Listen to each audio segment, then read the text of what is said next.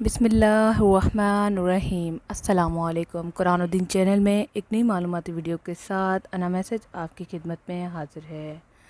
आज की वीडियो में हम बात करेंगे कि इस्तिहाज़ा के अंदर, यानी अगर आपको इस्तिहाज़ा का मसला है, आपको हैज़ आता ही रहता है, तो इसमें उम्रा कैसे करें, क्या उम्रा हो जाएगा या फिर जो है उम्रा की जो फ़जीलत है वो हमें मिल पाएगी कि नहीं। तो इस वीडियो को मुकम्मल वॉच करें, साथ में कुरान और दीन चैनल को ज़रूर सब्सक्राइब करें अगर आप नए हैं तो।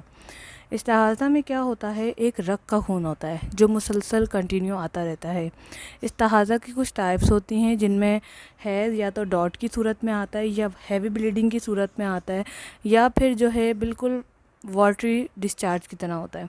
अक्सर जो है खून का कलर ऐसा होता है पतला बिल्कुल, तो ये इस्तिहाज़ा कहलाता है। इस्तिहाज़ा की मुद्दत को जानने के लिए हमें ये देखना पड़ता है कि आपके हैज़ 10 दिन से ऊपर अगर चलते रहे तो ये इस्तिहाज़ा कहलाता है।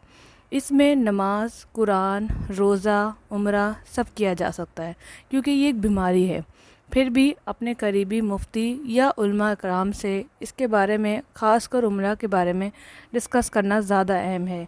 लेकिन जैसा कि ये एक बीमारी का तस्वुर है और हदीस में भी इसको बीमारी ही करार दिया है, तो ऐसी सूरत में आप उम्रा कर सकती हैं और उम्रे के जो भी यूँ समझे कि जो भी काम होते हैं, जो भी हमने फ़र्ज़ अदा करने होते हैं वो हम कर सकते हैं।